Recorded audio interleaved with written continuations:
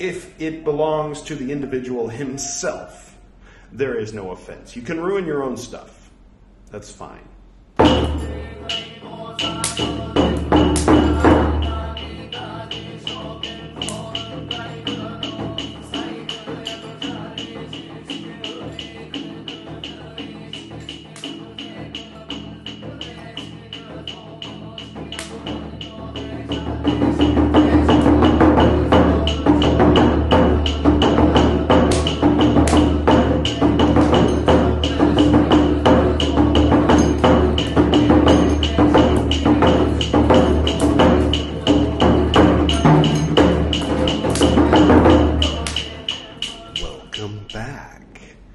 This is Edward Reed's Buddhist Books Podcast, episode 111. Today is my 111th birthday.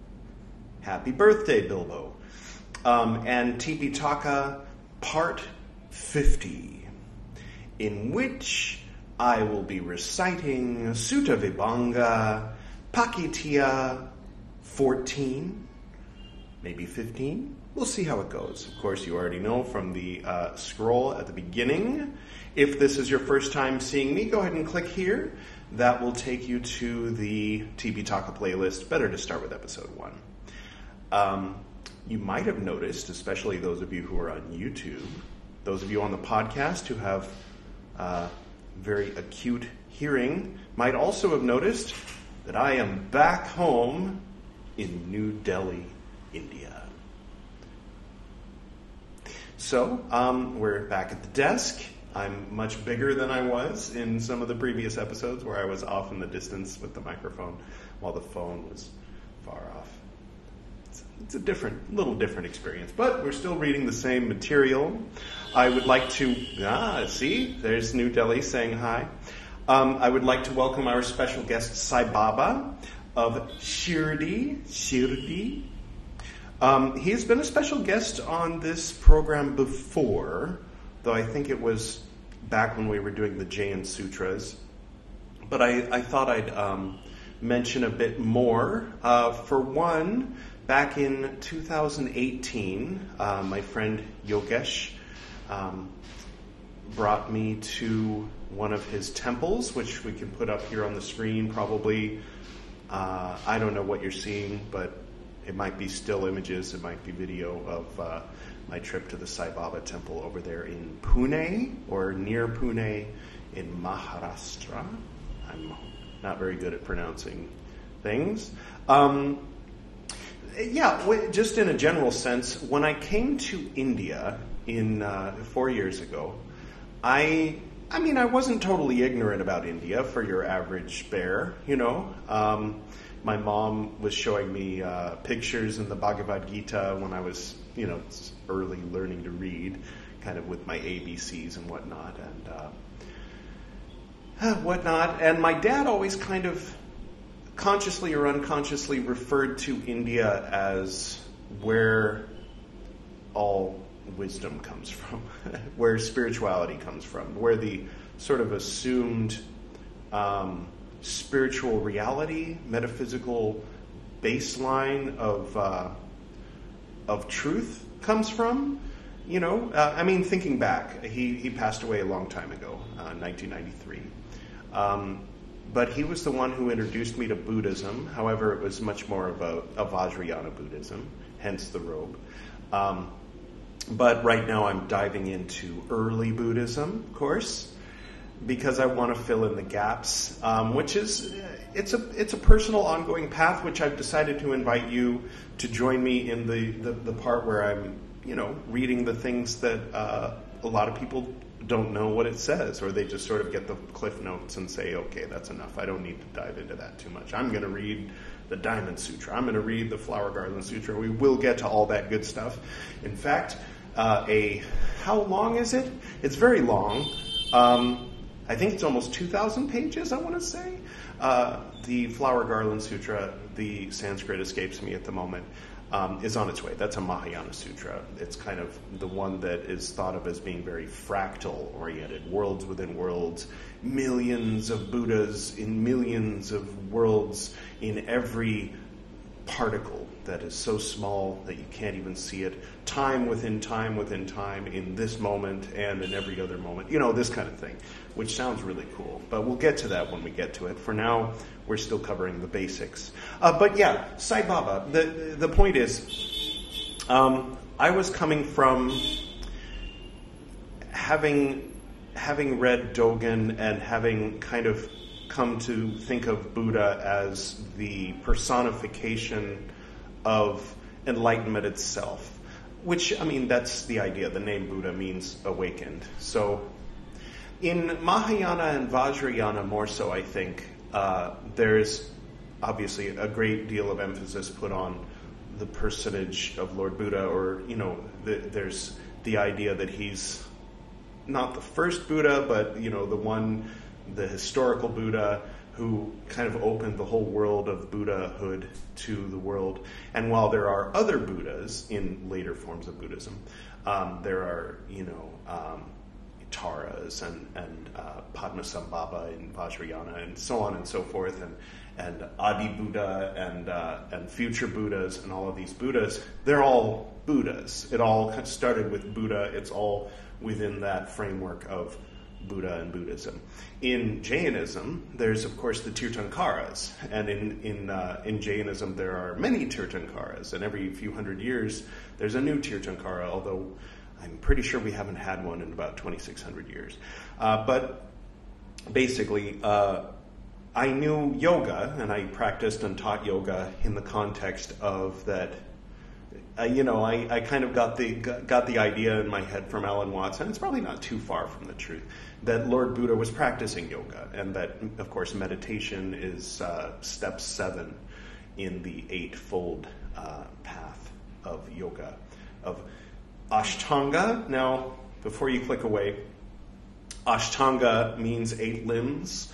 So when people say, I do Ashtanga, they're talking about Ashtanga Vinyasa Yoga, which was a form of yoga that's sort of like a gym workout that was founded by Pattabhi Jois in the 20th century. So it's come to be called Ashtanga for short. But before him, and the reason why he named his school Ashtanga Vinyasa is because of Ashtanga Yoga, which means 8-limbed yoga.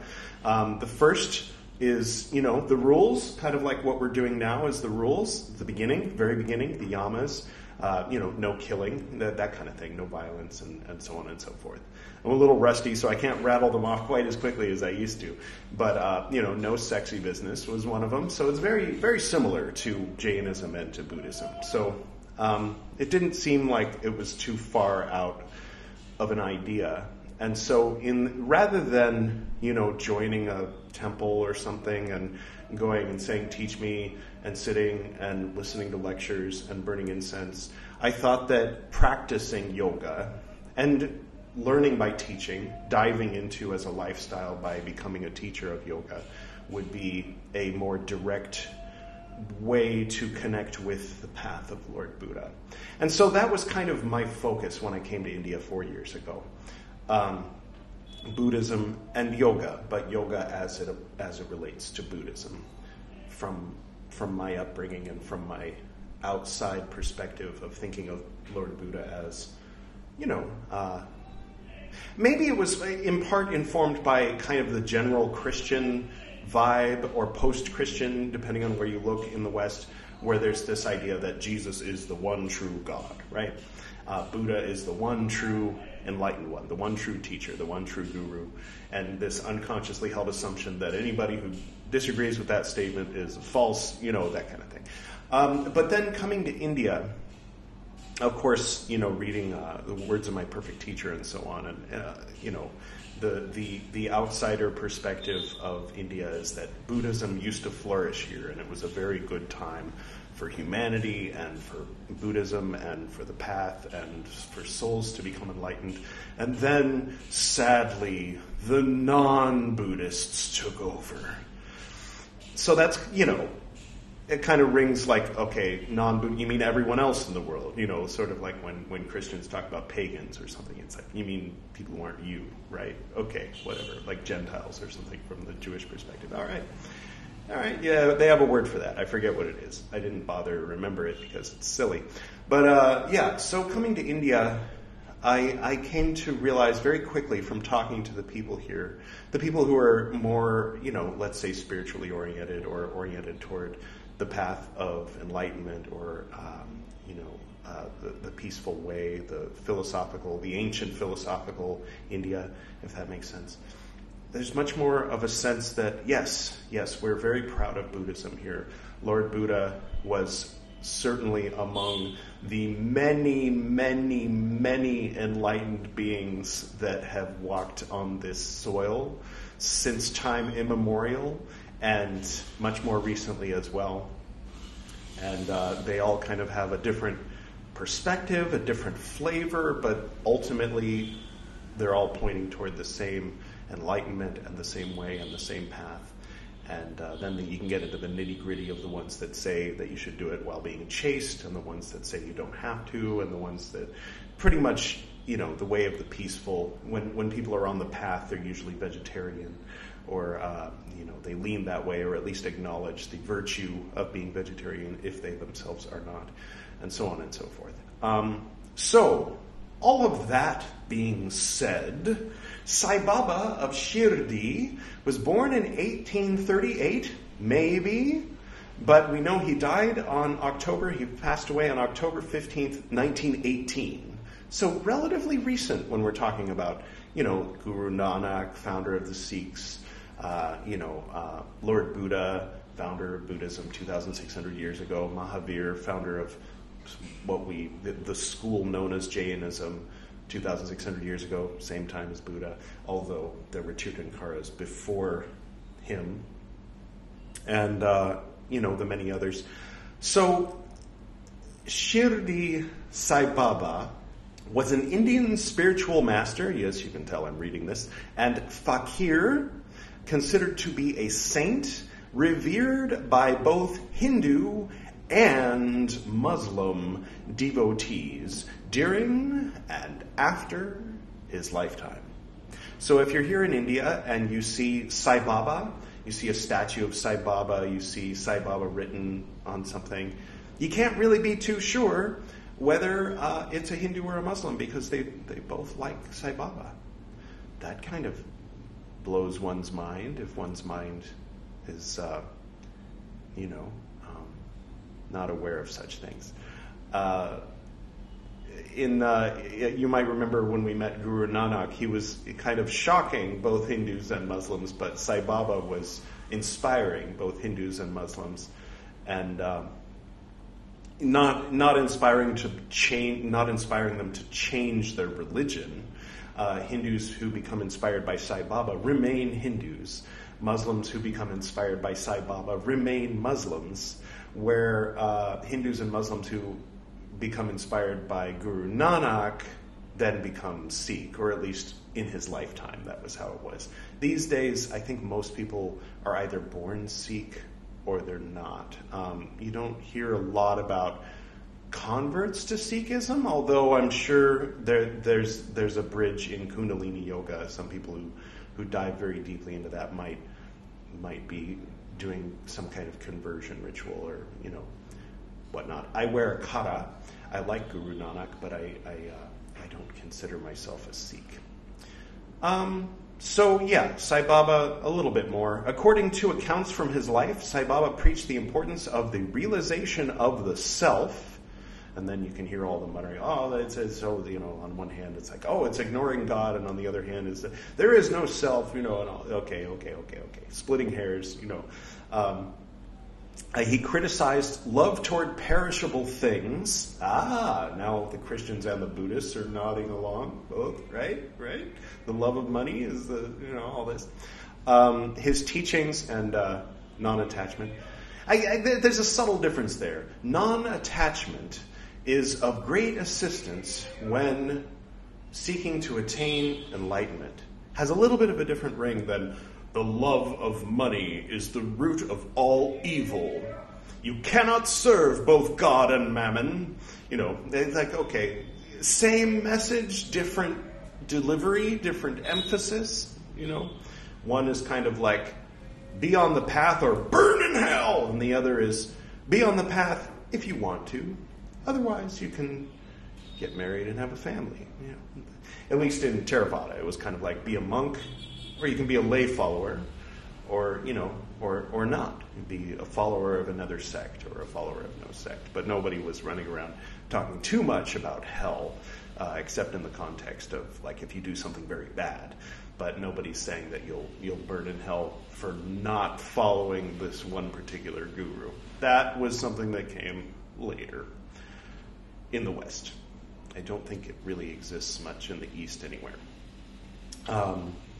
East and West. East and West of what? The Middle East, obviously. Let's see, where were we? His teachings concentrate on a moral code of love, forgiveness, helping others, charity, contentment, inner peace, and devotion to God and Guru. He stressed the importance of surrendering to the true Satguru. No, not that guy.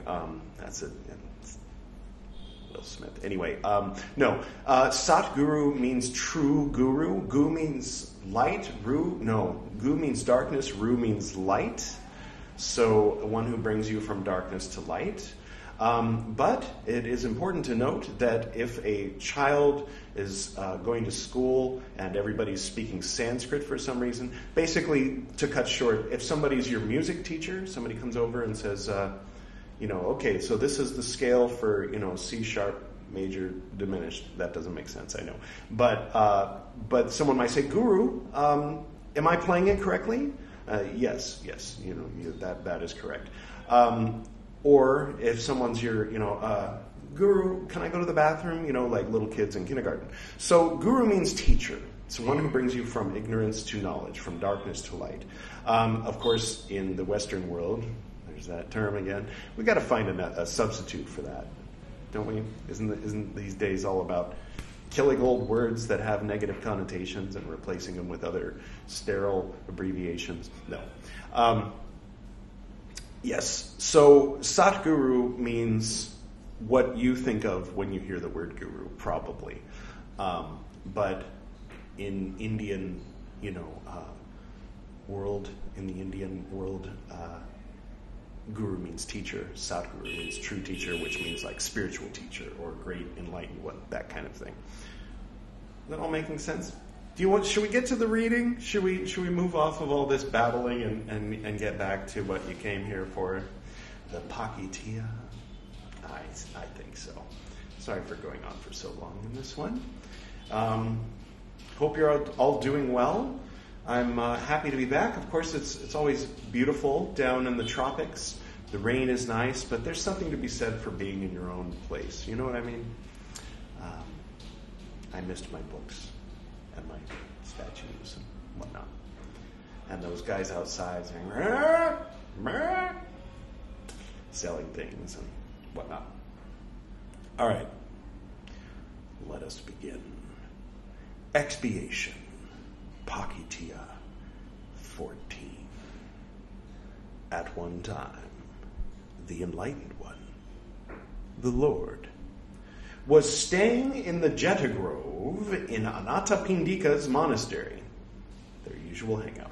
Now at that time, monks preparing lodgings in wintertime in the open air, drying their bodies in the sun, when the time was announced, setting forth neither removed them nor had them removed, parentheses, but, close parentheses, set forth without having asked, parentheses, for permission, close parentheses.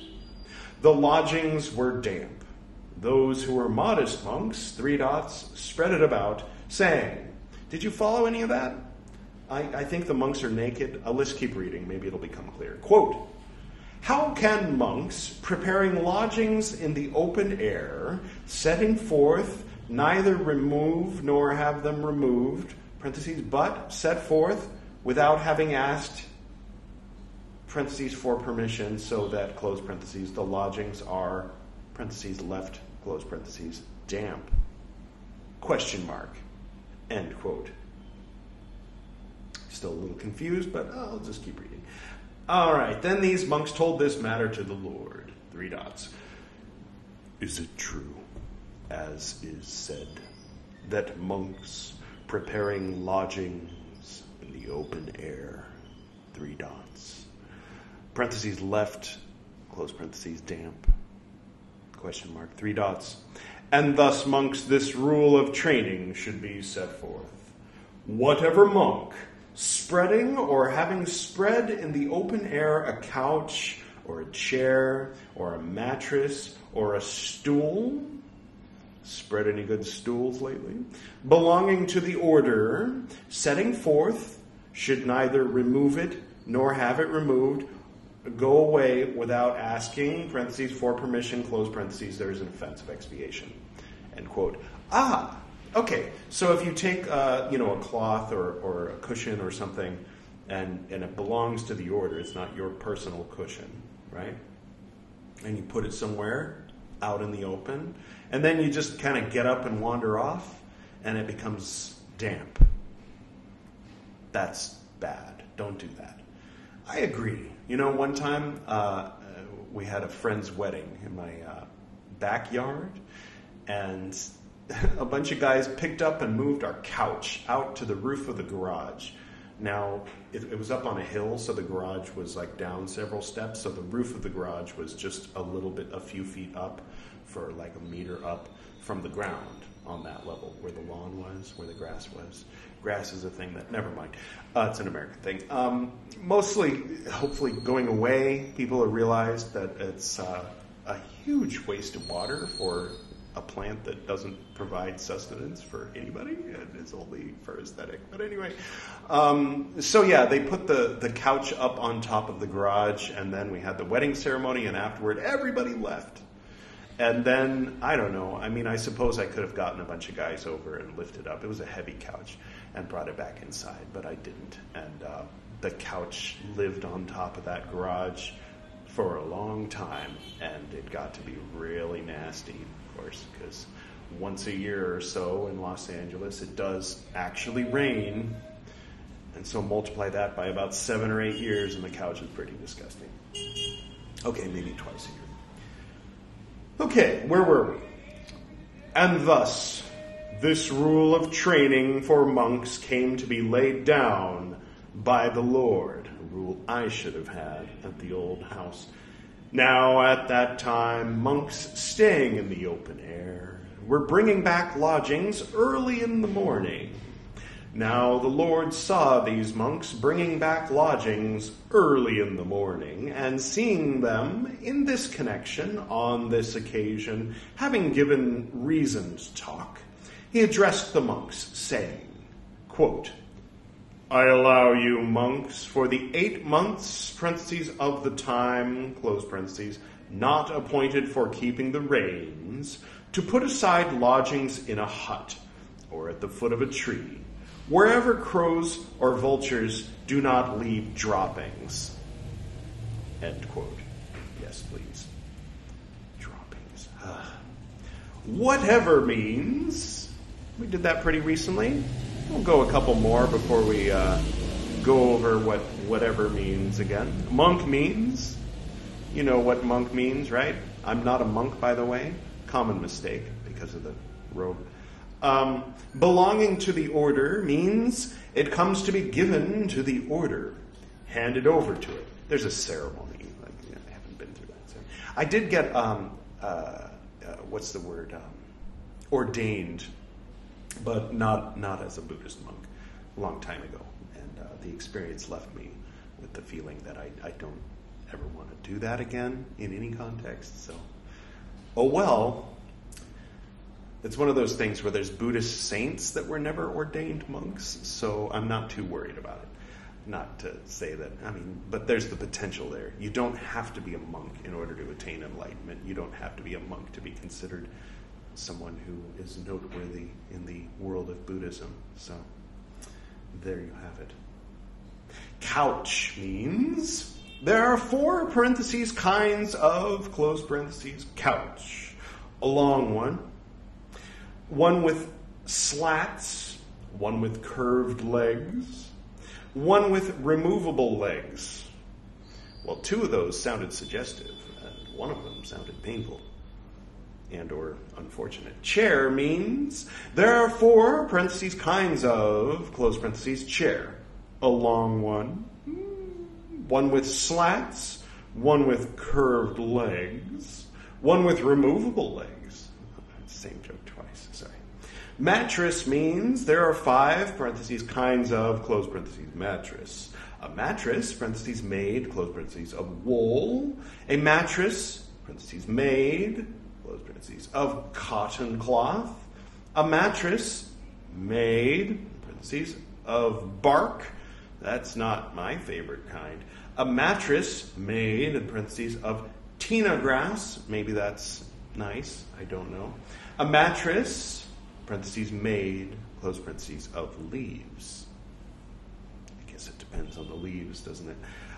Stool means made of bark or made of couscous or made of munja grass or made of reeds. And here I thought they were talking about the kind of stool that you sit on. Sorry. It is bound, having tucked them in. All right, let's keep going. Spreading means himself spreading. Having spread means making another spread. Does it? It sounds like past tense of spreading. If he makes one who is not ordained spread, parentheses, it, close parentheses, it is an impediment for him. If he makes one who is ordained spread it, there is an impediment for the one who spreads it. It in parentheses. So if a monk tells a lay person, hey, spread this, then the monk is guilty of the crime of spreading it and leaving it to get soggy or pooed on by birds. But if a monk tells another monk to do it, and that monk does it, he should have known better, because he chants this rule every so often. Right? Setting forth should neither remove it means should not himself remove it. Should nor have it removed means should not make another remove it. That means if they don't remove it, it's bad.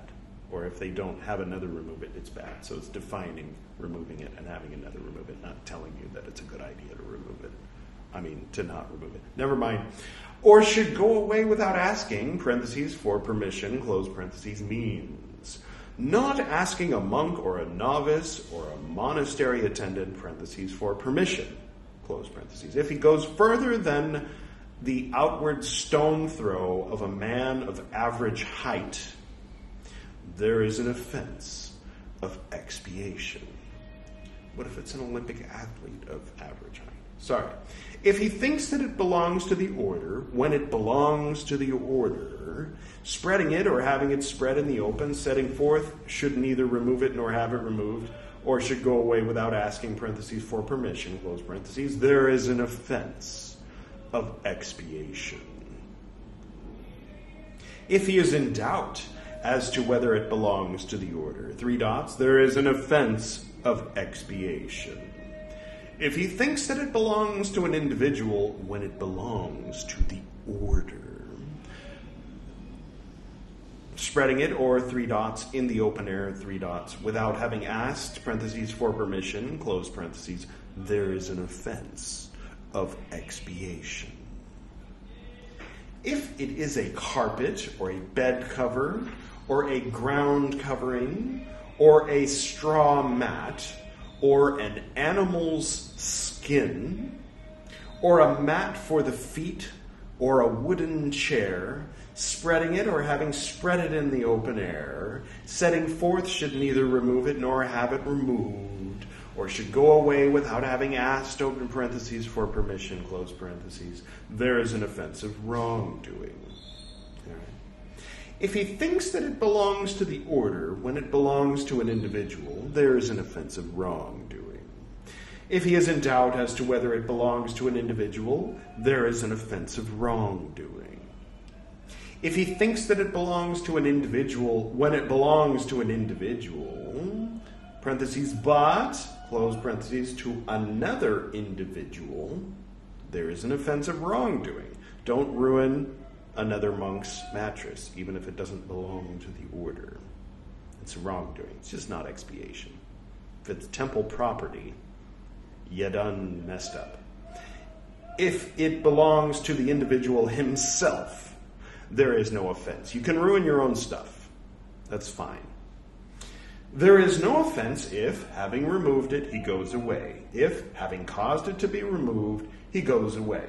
If, having asked, parentheses, for permission, close parentheses, he goes away. If, drying himself in the sun, he goes away. If it comes to be taken possession of by something. What? Okay. Right, okay. So if a yaka, like a demon, comes and sits on it, if a lion or a tiger stands on it, then it becomes their possession. So then you can just walk away and say, but Lord, there was a demon sitting on it. And you say, oh, okay. If there are accidents, let's check the footnote. It doesn't say. All right. If he is mad, if he is the first wrongdoer. The fourth, it says here, the fourth, that is, of the second set of 10, in other words, the 14th. Hence the Roman numerals in the title of this episode. All right, well, I certainly agree with that one, I have to say. I have no issue whatsoever with that one, and aside from the use of the word stool to describe something that is clearly not a stool, unless we're talking, never mind. It works in modern time. If you're out in a field and you have like a cushion or something, don't just walk away, dude. I mean, if you're going to walk away, you want to stand up and have a moment and kind of walk around and go, I was meditating and then I just got inspired to stand up and look around. That's fine, but don't wander off more than a stone's throw, okay, would you? Because the cushion, it's like it's temple property. Could you not let it get pooed on by birds? Yeah, totally holds up in modern times as well. Shall we read Pācittiya 15? Let's do it. Can you guess where they were staying? You're right. At one time, the enlightened one, the Lord, was staying at Savatthi in the Jeta Grove in Anathapindika's monastery. Now at that time, the group of 17 monks were companions. Well, this is a new group. They just set forth together. Setting forth what? Staying, they just stayed together.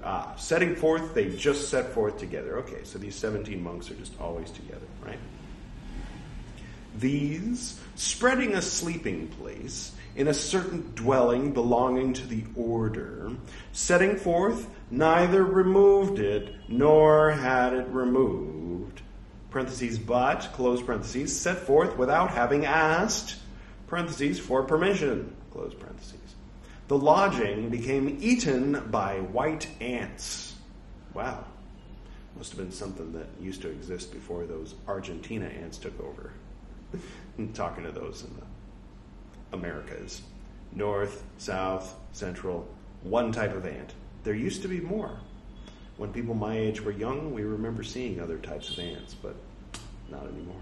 Here in India, though, many types of ants, especially in the tropics, as you might imagine.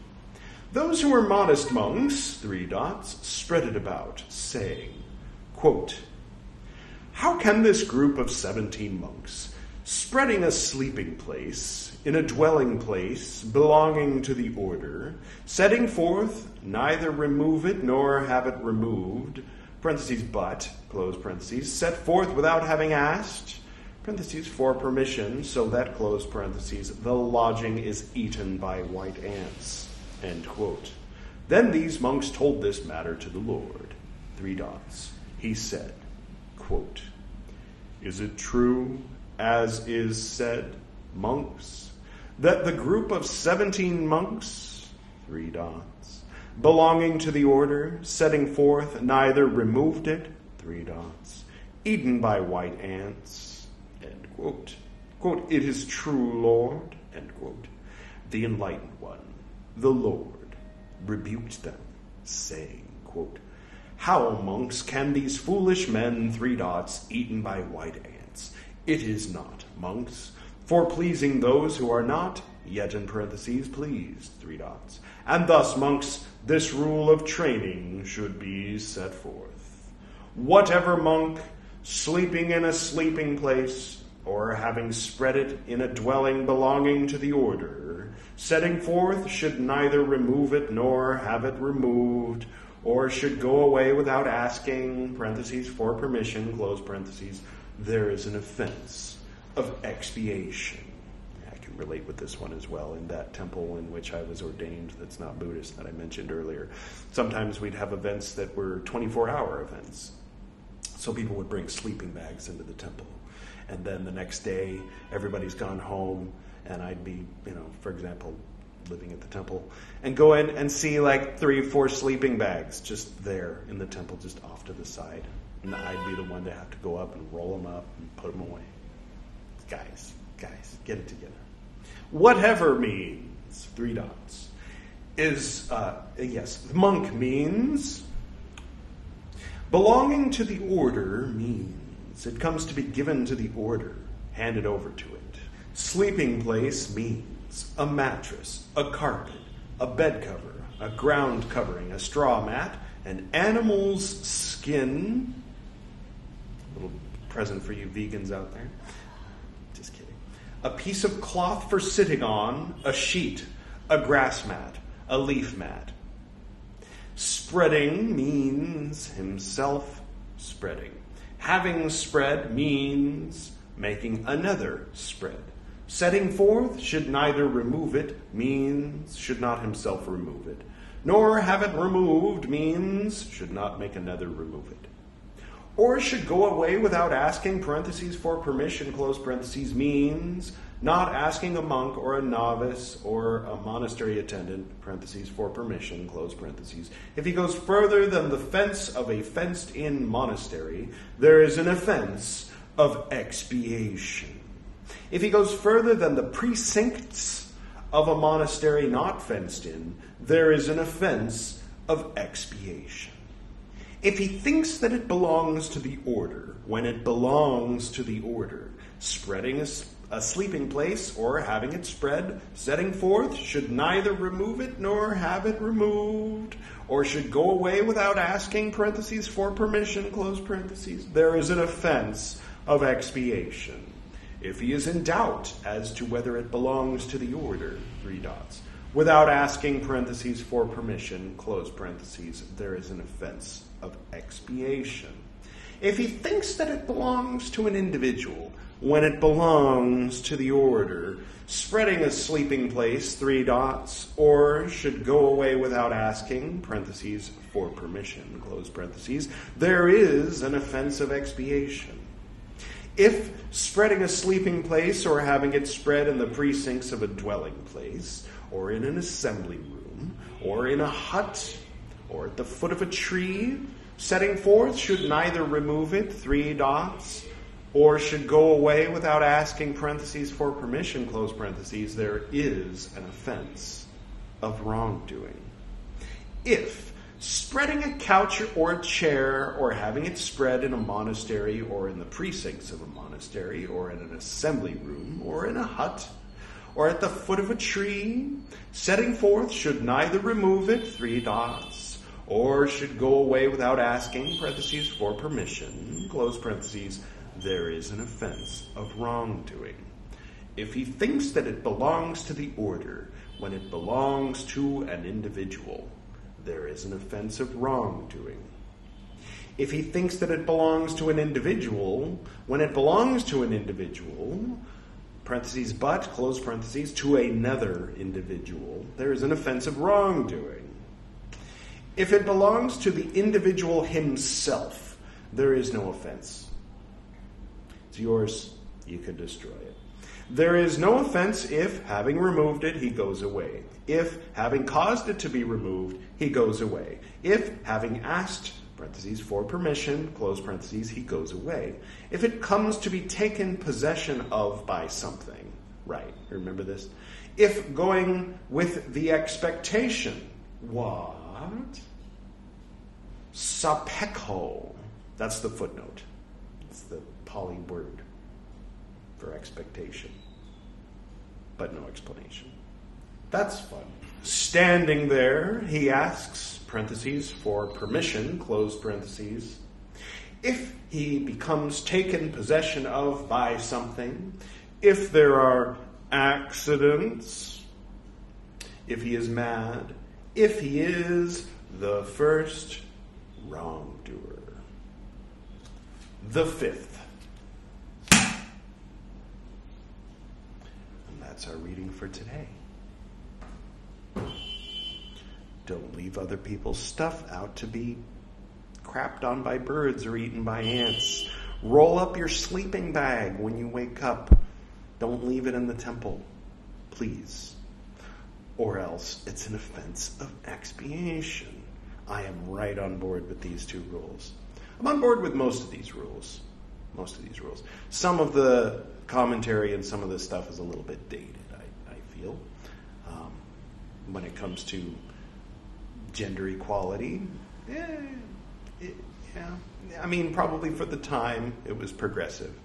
I remember hearing something about how initially Lord Buddha did not want to allow women into the order, but Ananda convinced him to let Lord Buddha's aunt join. I don't know if that's a story from Tipiṭaka or if it's a made-up or, remembered story from centuries later, or channeled, learned in a dream, that kind of thing. But as far as what I'm going to be considering, like literal, actual, historical, what happened, I'm looking to the Tipiṭaka for that.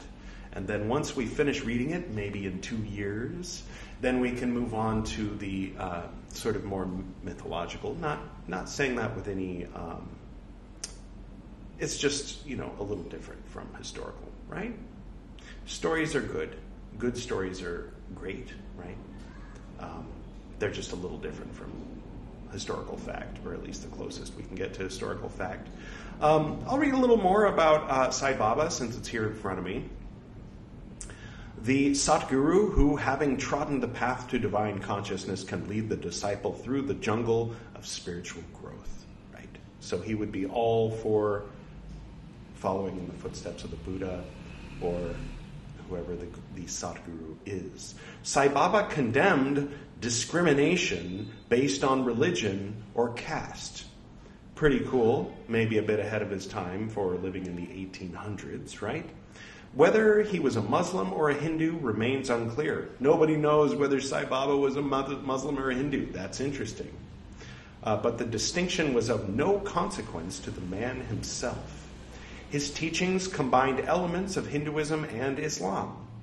He gave the Hindu name Dwarakamayi to the mosque in which he lived, practiced both Hindu and Muslim rituals, and taught using words and figures that drew from both traditions.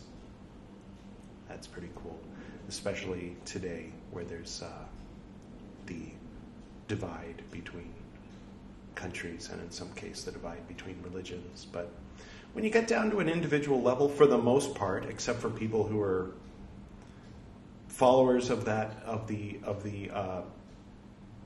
can I say this without getting myself into trouble? But yeah, on an individual level, you find, you go to rural parts of India, you go to any village and you'll see a woman in a sari with, the red, what's it called? My ignorance is showing. A Hindu woman walking, literally holding hands, or, walking and laughing with a woman in a full burqa with just the eyes showing. And it's on the ground, it's not so contentious. When people get into their heads and they're isolated in their communities and marching with their on, okay, I'll stop talking. Well, I hope that you all are doing well. I hope you were at least a little bit amused. And we'll pick up next time where we left off with Pācittiya 16. But for now, I will close with the usual closing prayer.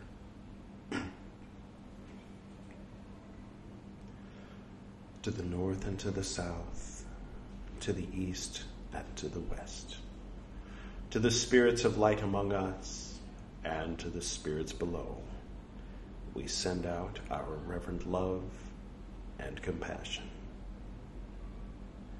May all beings be happy. May all beings be serene. May all beings be in peace.